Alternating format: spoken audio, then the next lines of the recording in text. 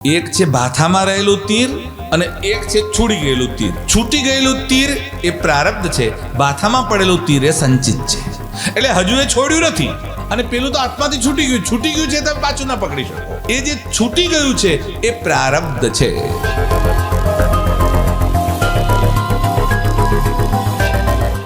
અતિ ઉત્કટ પુણ્ય પાપૈવ ઇહમેવ ફલમસ્નુતે. પાપ કે પુણ્ય જો અતિશય વધાઈ જાય તો કોઠી ઉપરથી ઉભરાઈને બહાર આવે ને તત્કાલ ફળ આપે છે. એટલે કર્મ જ્યારે ભરાઈ જાય છે અને અતિ ઉત્કટ થઈ જાય છે, એટલે ખૂબ પાપ થઈ જાય અથવા ખૂબ પુણ્ય થઈ જાય તો તત્કાલ ફળ આપવા લાગે છે.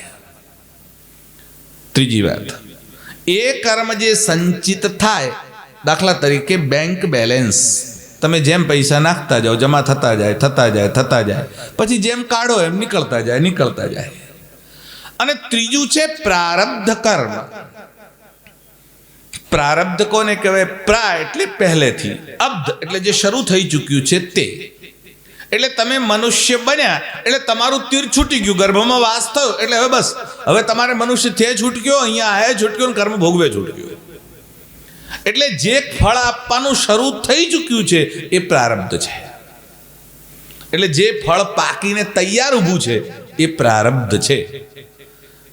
એક છે ભાથામાં રહેલું તીર અને એક છે છૂટી ગયેલું તીર. છૂટી ગયેલું તીર એ પ્રારબ્ધ છે, ભાથામાં પડેલું તીર એ સંચિત છે.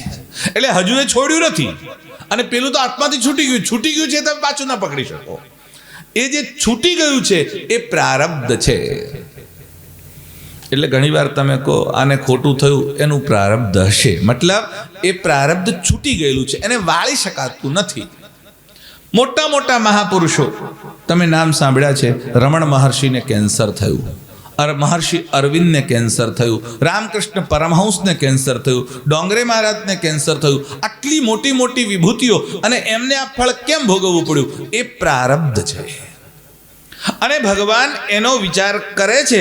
જ્યારે કર્મો ભેગા થાય તો ભગવાન એવું નક્કી કરે છે કે હવે આને બીજો જન્મ ન લેવો પડે, તો જે કષ્ટદાયી એના કર્મો બાકી રહી ગયેલા છે એ અત્યારે જ ભોગવી લે આ યોનિમાં, તો આગળ એને બીજો જન્મ ન લેવો પડે, એટલે અત્યારે જ એને પૂરા કરાવી દે.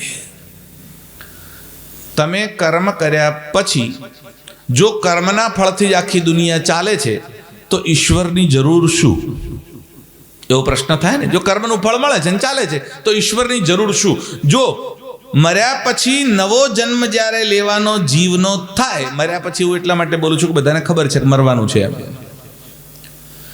જીવ જ્યારે નવો જન્મ લેવા માટે ઉદ્યત થાય ત્યારે કયા કર્મ પસંદ કરવા એ કામ ઈશ્વર કરે છે. કયા કર્મનું શું ફળ આપવું એ ઈશ્વર નક્કી કરે છે, એ તમે નક્કી કરી શકતા નથી.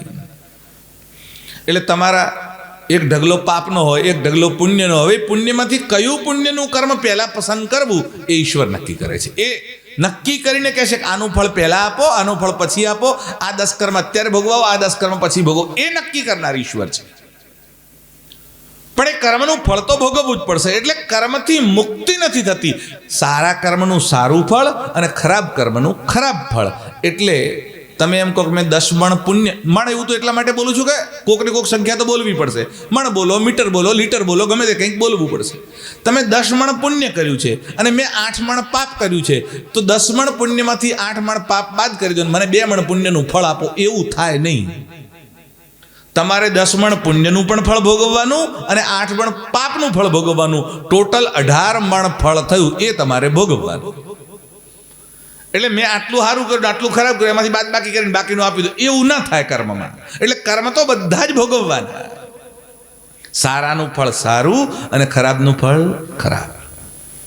ધૃતરાષ્ટ્ર આંધળો થયો કઈ કર્મના કારણે, પણ એનું કોઈ કર્મ એવું બાકી હતું જેના કારણે રાજા પણ થયો. એટલે બંને કર્મના ફળ ભોગવવા પડે. આંધળો પણ થયો અને રાજા પણ થયો. યુધિષ્ઠિરે ભગવાન શ્રી કૃષ્ણને પૂછ્યું ત્યારે ભગવાન શ્રી કૃષ્ણ કહે છે, આ જે ધૃતરાષ્ટ્ર છે એ 50 જન્મ પહેલા પારધી હતો. એ પારધી હતો, એણે જાળ બિછાઈ, એ જાળમાં 100 કબૂતર આવીને ફસાયા અને એણે જાળમાં આગ લગાડી. એ જાળ સાથે પેલા કબૂતર ઉડ્યા અને એક એક કરીને બળીને ભસ્મીભૂત થયા. એ જે એનું પાપ કર્મ ઊભું હતું, પણ બાકીના સારા કર્મ હતા ત્યાં સુધી 50 જન્મ સુધી એ કર્મનું ફળ ન મળ્યું. પણ 50 જન્મ પછી એ જ્યારે રાજા બન્યો ત્યારે પેલું કર્મ એને ફળ આપવા માટે ઉદ્યત થયું અને એ 100 કબૂતર એના દીકરા થઈને આવ્યા અને એ આગ લગાડવાના કારણે આંધળો થયો અને એની નજર સામે પોતાના 100 દીકરાઓ મૃત્યુ પામ્યા. મતલબ 50 જન્મ પછી પણ કર્મનું ફળ તો ભોગવવાનું છે જ.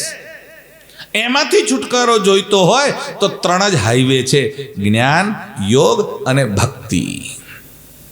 ભાગવત ભક્તિનું શાસ્ત્ર છે. એ ભક્તિ શીખવાડે છે. ભક્તિના માર્ગથી કરી અને હંમેશા આ બધા કર્મનો ક્ષય થઈ જાય. ખાલી પ્રારબ્ધનો ક્ષય કોઈ નથી કરી શકતું, કેમ કે હવે પ્રારબ્ધ તો છૂટી ચૂકેલું તીર છે. એ તો તમારે આ જન્મમાં ભોગવવાનું જ છે, પણ આગળનો જન્મ ન થાય, આગળ નવા કર્મ ન ભોગવવા પડે. જૂના કર્મનો ઢગલો છે, એમાં આગ લાગી જાય એવું થઈ શકે છે. વિદ્યારણ્ય સ્વામીએ વર્ષો સુધી ગાયત્રીના મંત્રની ઉપાસના કરી, પુરશ્ચરણ કર્યા. એક પુરશ્ચરણ કરવું હોય તો 24 લાખ ગાયત્રી થાય. અનેક પુરશ્ચરણ કર્યા, વર્ષો વીતી ગયા, પણ કોઈ ફળ મળ્યું નહીં. એમને એમ થયું કે મારા ભાગ્યમાં નથી અને હવે આ મંત્ર કોઈ ફળ આપતો નથી. એટલે ઊભા થયા અને જવા માટે તૈયાર થયા અને દેવી ગાયત્રી આમ સામે પ્રગટ થયા. માંગ, શું જોઈએ છે? બોલે હવે કોઈ ઈચ્છા રહી જ નથી. આટલા વર્ષો તપ કરી કરીને ઈચ્છાઓ બધી ખલાસ થઈ ગઈ. ઘણું જોઈતું હતું, પણ એ વખતે આવ્યા હોત તો હવે તો કોઈ ઈચ્છાની જરૂર છે. બોલ્યું શું થયું? પણ હવે જરૂર નથી મારે, હવે તમે તાર જાઓ, તમે જાઓ હું જાઉં, બે જવાની જરૂર છે.